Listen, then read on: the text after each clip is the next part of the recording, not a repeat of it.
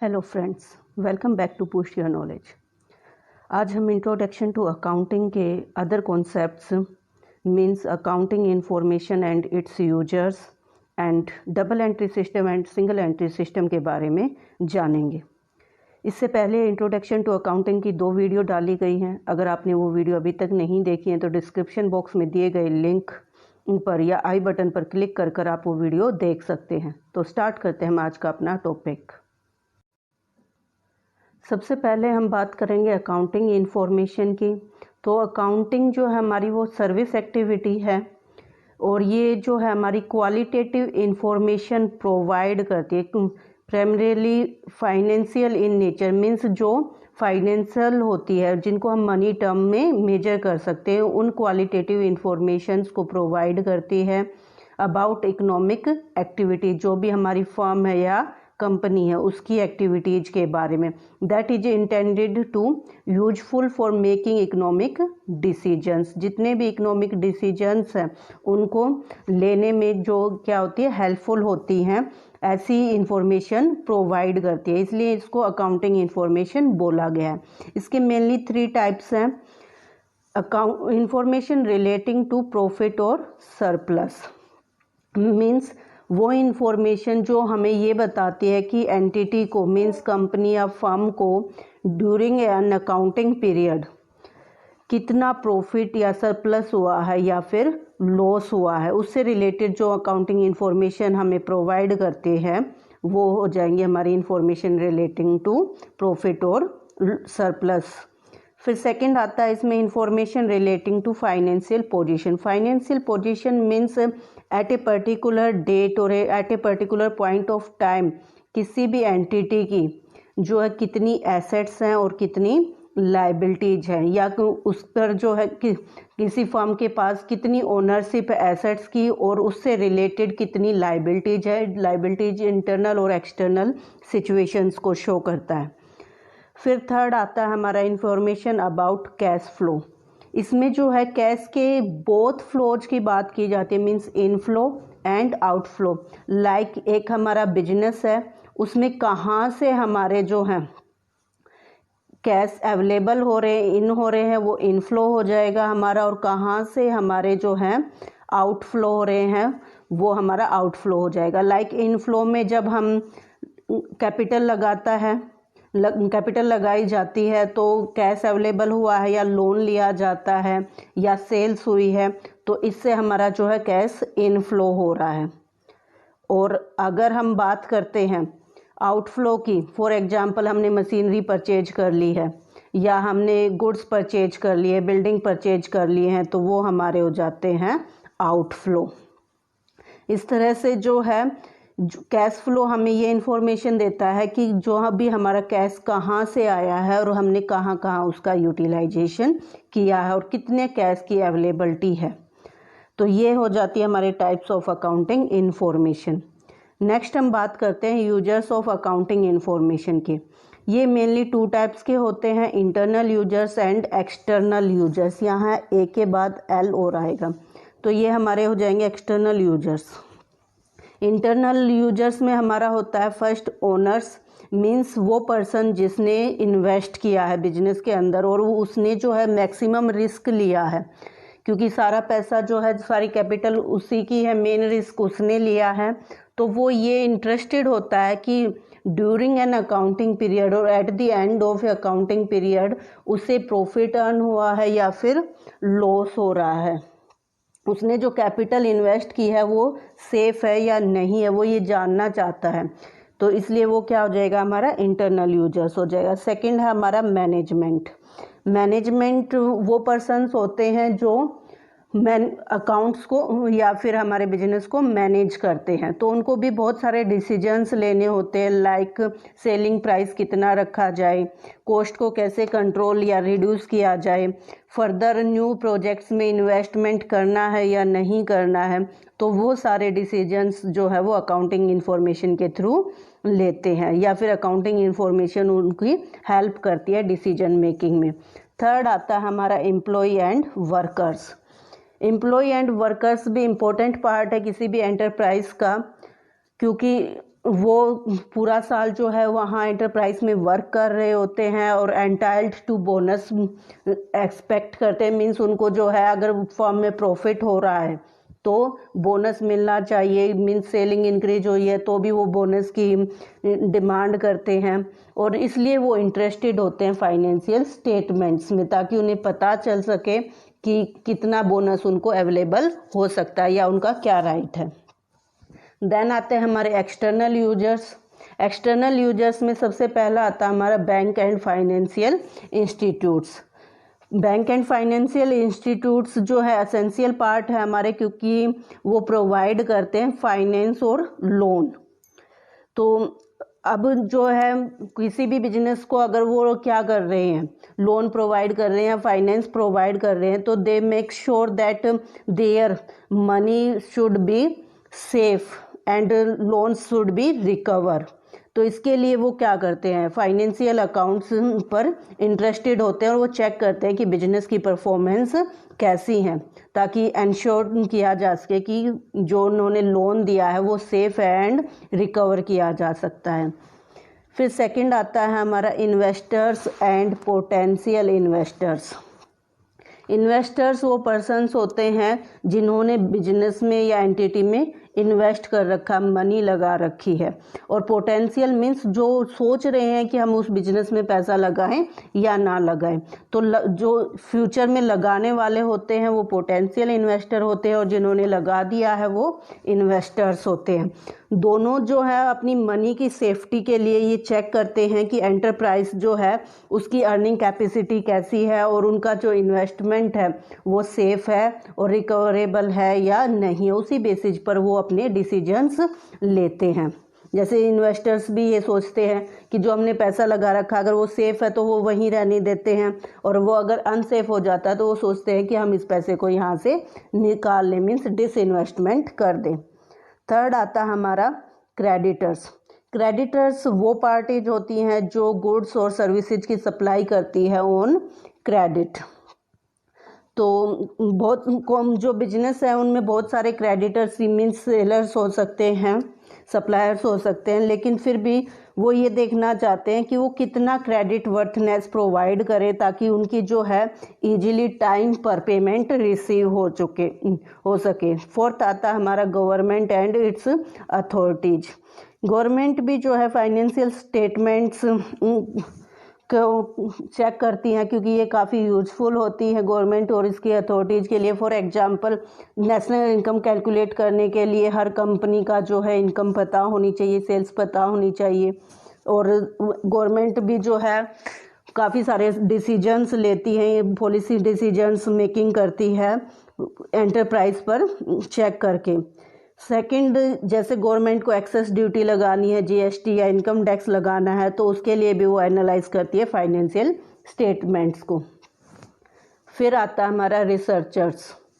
Researchers भी हमारे accounting informations पर काम करते हैं ताकि उनकी जो रिसर्च वर्क है वो कंप्लीट किया जा सके और उसको एनालिसिस करके नए प्रिंसिपल या कन्वेंशंस बनाए जा सके। फिर सिक्स्थ आता है हमारा कंज्यूमर्स। कंज्यूमर्स जो हैं वो पर्सन्स है जो गुड्स को क्या करते हैं, परचेज करते हैं फॉर कंज्यूम। तो वो भी काफ़ी जो है अकाउंटिंग इंफॉर्मेशन में इंटरेस्टेड होते हैं क्योंकि वो ये जानना चाहते हैं कि जो प्राइस हम पे कर रहे हैं किसी भी कमोडिटी का वो एक्चुअल में कैसे आया है, क्या हम ज़्यादा तो पे नहीं कर रहे हैं या कंपनी हमसे ज़्यादा तो नहीं ले रही है, एक्सप्लोटेशंस तो नहीं किया जा रहा है कंज्यूमर्स का। इसलिए वो भी क्या होते हैं, इंटरेस्टेड होते हैं in financial accounting information. Seventh आता है हमारा पब्लिक। पब्लिक में हम जो हैं सभी पर्सन्स या सिटीजन्स को ले लेते हैं।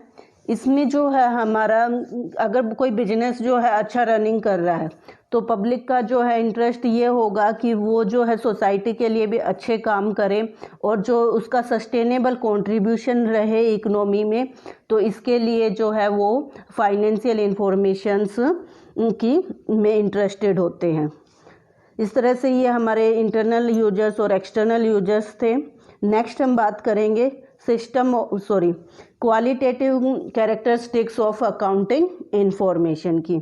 क्वालिटेटिव कैरेक्टरिस्टिक्स मीन्स ऐसी कैरेक्टरिस्टिक्स जो अकाउंटिंग इंफॉर्मेशन को यूजफुल बनाती है टू इट्स यूजर्स। फर्स्ट इसमें आती है रिलायबिलिटी। रिलायबिलिटी मीन्स जिस पर ट्रस्ट किया जा सके। तो अकाउंटिंग इंफॉर्मेशन जो है वो ज़रूर रिलायबल होनी चाहिए। और रिलायबिलिटी ऑफ इंफॉर्मेशन का मतलब होता है कि वो उसका हम वेरिफिकेशन कर सकें, वो फ्री फ्रॉम बेसिज हो, वो किसी भी तरह से इफेक्टेड ना हो और मटेरियल एरर ना हो उसके अंदर। फिर सेकंड आता है हमारा रिलेवेंस। रिलेवेंस मीन्स रिलेटेड होनी चाहिए वो किससे, उन यूजर्स से। जो यूजर्स जैसे उसका इस्तेमाल करना चाहता है तो इंफॉर्मेशन उसी तरह की उसे प्रोवाइड करे ताकि उसके डिसीजन मेकिंग में वो हेल्पफुल हो सके। लाइक क्रेडिटर्स जो हैं वो हमारे जो हैं परचेज से रिलेटेड होते हैं, तो वो परचेज और कैश अवेलेबिलिटी से रिलेटेड हो जाएंगे। गवर्नमेंट जो है वो टैक्स लगाती है तो सेल्स और जो इनकम से रिलेटेड इंफॉर्मेशन चाहिए उसे। तो इस तरह से जो है हर पर्सन्स या हर यूजर्स की अलग अलग रिलेवेंस हो सकते हैं। फिर आता है हमारा अंडरस्टैंडेबिलिटी मीन्स जिसको अंडरस्टैंड किया जा सके। तो फाइनेंशियल स्टेटमेंट में जो इंफॉर्मेशन प्रोवाइड की जाती है वो इस तरह से प्रोवाइड की जानी चाहिए कि उसके यूजर्स को इजीली समझ आ सके। फिर आता है हमारा कंपैरेटिबिलिटी मीन्स जिसको कंपेयर किया जा सके। कंपेयर करने के दो तरीके हैं, एक हमारा इंट्रा फर्म कंपैरिजन है और दूसरा हमारा इंटर फर्म कंपैरिजन है। इंट्रा फर्म का मतलब है कि अपनी ही फर्म के अंदर हम कंपैरिजन करें। इसमें हम पीरियडिक जो है कंपैरिजन करते हैं, मीन्स लास्ट ईयर के अकाउंट से हम करंट ईयर के अकाउंट्स को कंपेयर कर रहे होते हैं। और जबकि अगर हम इंटर फर्म कंपैरिजन की बात करते हैं तो हम इनमें दो फर्म्स की बात कर रहे हैं कि एक फर्म का कंपैरिजन दूसरी फर्म से किया जाए। इस तरह से हमारी ये जो है 4 क्वालिटेटिव कैरेक्टरिस्टिक्स होती है अकाउंटिंग इंफॉर्मेशन की। नेक्स्ट है हमारा सिस्टम्स ऑफ अकाउंटिंग। इसमें हमारा जो है पहला हो जाएगा double entry system and second हो जाएगा हमारा single entry system. Double entry system, इसमें हम ट्रांजैक्शंस के दोनों एस्पेक्ट्स मीन्स बोथ एस्पेक्ट कौन से हमारे debit aspects and credit aspect दोनों को रिकॉर्ड करते हैं। फुल ट्रांजैक्शंस को रिकॉर्ड किया जाता है। जबकि अगर हम सिंगल एंट्री सिस्टम में बात करते हैं तो इसके दोनों एस्पेक्ट्स को रिकॉर्ड नहीं किया जाता। कई बार हम दोनों एस्पेक्ट्स को रिकॉर्ड कर लेते हैं और कई बार हम किसी एक को करते हैं और एक को छोड़ देते हैं, इसलिए इसको सिंगल एंट्री सिस्टम बोला गया है। डबल एंट्री सिस्टम में जो हम पर्सनल, रियल और nominal of accounts means all type के अकाउंट्स को मेंटेन करते हैं, इसलिए इसको कंप्लीट और साइंटिफिक सिस्टम ऑफ अकाउंटिंग माना गया है। जबकि सिंगल एंट्री सिस्टम में हम सिर्फ पर्सनल अकाउंट्स और cash book means cash transactions के बेसिस पर इनको मेंटेन करते हैं, इसलिए ये हमारे जो है इनकम्प्लीट रिकॉर्ड्स ऑफ अकाउंट होते हैं। सेकंड, डबल एंट्री जो है हमारा सिस्टम वो बड़ी फर्म्स बनाती हैं, छोटी भी बना लेती हैं, तो ये सबके लिए सूटेबल होता है। लेकिन जो सिंगल एंट्री सिस्टम होता है वो मेनली हमारी जो है छोटे बिजनेसमैन जो होते हैं, लाइक जैसे शॉपकीपर है, वो हमारे सिर्फ पर्सनल अकाउंट और कैश के बेसिस पर अकाउंट्स बनाते हैं, तो वो उनके लिए ही सूटेबल होता है जो छोटे बिजनेसमैन होते हैं। नेक्स्ट हम बात करते हैं features of double entry system की। तो सबसे पहला फीचर हो जाएगा कि ये कंप्लीट रिकॉर्ड है for every and each transaction. Second हो जाएगा हमारा कि ये 2 फोल्डेड एस्पेक्ट्स पर रिकॉग्नाइज होता है, मीन्स एक एस्पेक्ट रिसीविंग होता है और दूसरा हमारा गिविंग होता है कि वैल्यू इन हुई है और वैल्यू आउट हुई है, उसको दोनों को ये रिकॉर्ड करता है। तो इसका एक एस्पेक्ट जो है हमारा वो डेबिट हो जाता है और दूसरा जो है वो हमारा क्रेडिट होता है, जो कि हमारे जो rules of debit and credit है उनको फॉलो करते हुए रिकॉर्ड किए जाते हैं। नेक्स्ट है हमारा फोर्थ, इसमें जो है एक एस्पेक्ट हमारा डेबिट होता है और दूसरा क्रेडिट होता है, इसलिए हमेशा हमारा जो टोटल ऑफ डेबिट होता है वो इक्वल टू होता है टोटल ऑफ क्रेडिट, जिससे अर्थमेटिक जो एक्यूरेसी है वो हमेशा बनी रहती है और जिसकी हेल्प से अगर जब हम ट्रायल बैलेंस बनाते हैं तो उसमें एरर नहीं होती। और अगर हमारा जो डेबिट और क्रेडिट का टोटल ट्रायल बैलेंस में इक्वल नहीं आता है तो इट मीन्स हमने कोई एरर की है जिसका हमें फाइंड आउट इजीली हम कर सकते हैं। नेक्स्ट हम बात करते हैं stages of double entry system. Means एक तरह के ये स्टेप ही होते हैं हमारे कि पहले हमें क्या करना है फिर हमें क्या करना है। तो ये डबल एंट्री सिस्टम हमारा कंप्लीट सिस्टम है। तो इसके मेनली 3 स्टेजेज हैं। पहला होता है recording the transaction in journal. सबसे पहले हम जर्नल में जो भी हमारी फाइनेंशियल ट्रांजैक्शन और इवेंट्स होते हैं उनको रिकॉर्ड करते हैं। सेकंड, उनको हम क्लासीफाई कर लेते हैं और पोस्ट कर देते हैं लेजर्स में। फिर उसके बाद हम बनाते हैं trial balance with the help of closing balance of books. और उसके बाद हमारा जो है हम फाइनल अकाउंट्स को प्रिपेयर करते हैं जिनसे हमें पता चलता है कि ड्यूरिंग द ईयर हमारा प्रॉफिट हुआ है या फिर लॉस हुआ है और क्या हमारी फाइनेंशियल पोजीशन है। उसके बाद नेक्स्ट बात करते हैं हम advantages of double entry system. Double entry system के जो है फ़ायदे या एडवांटेजेज जो है हमारे, पहला हो जाएगा साइंटिफिक सिस्टम, क्योंकि ये दोनों एस्पेक्ट्स को क्या करता है, रिकॉर्ड करता है। डेबिट एंड क्रेडिट दोनों को रिकॉर्ड करता है और ये जो है कुछ प्रिंसिपल और कॉन्सेप्ट पे बेस्ड होता है। उन्हीं से कि डेबिट क्रेडिट के रूल को फॉलो करते हैं हम इसको बनाते हैं। तो ये एक साइंटिफिक सिस्टम होता है ऑफ अकाउंटिंग। सेकंड आ जाएगा हमारा कंप्लीट रिकॉर्ड ऑफ ट्रांजैक्शंस। जितनी भी ट्रांजैक्शंस होती हैं हमारी फाइनेंशियल ट्रांजैक्शन या इवेंट जो होते हैं उन सब का ये कंप्लीट रिकॉर्ड रखता है, क्योंकि ये जो है सिंगल एंट्री सिस्टम की तरह किसी एस्पेक्ट को छोड़ता नहीं है। सभी एस्पेक्ट्स को मीन्स 2 एस्पेक्ट्स में डिवाइड किया गया, गिविंग और रिसीविंग वाले में, तो उन दोनों को ये क्या करता है, रिकॉर्ड करता है। इसलिए ये कंप्लीट रिकॉर्ड ऑफ ट्रांजैक्शंस है। फिर थर्ड आता है हमारा arithmetical accuracy of accounts is ensured. जैसे हमने देखा था कि डेबिट और क्रेडिट दोनों जो हैं उनको रिकॉर्ड करता है और उनकी वजह से टोटल ऑफ डेबिट और total of credit both are equal होते हैं हमारे। तो इसलिए जो है ये अर्थमेटिकली हम इसकी एक्यूरेसी चेक कर सकते हैं, तो एंश्योर कर देता है ये एक्यूरेसी को। फोर्थ पॉइंट आता है हमारा डिटरमाइनिंग प्रॉफिट और लॉस। ये हमारा जो है जब हम फाइनल अकाउंट्स बनाते हैं जिसमें हम ट्रेडिंग एंड P&L अकाउंट बनाते हैं। ट्रेडिंग हमारा पार्ट ऑफ P&L है जो पहले बनाया जाता है, जिससे ग्रोस प्रॉफिट और लॉस कैलकुलेट होता है। उसके बाद हम जो है प्रॉफिट एंड लॉस जिसको P&L बोलते हैं वो बनाते हैं। तो हमारा जो है नेट प्रॉफिट और नेट लॉस कैलकुलेट होकर आता है। तो हम जो है डबल एंट्री सिस्टम के बेसिस पर ये डिटरमाइन कर सकते हैं कि ड्यूरिंग द अकाउंटिंग ईयर हमारा कितना प्रॉफिट या लॉस हुआ है। फिर आता है हमारा नॉलेज ऑफ फाइनेंशियल पोजीशन।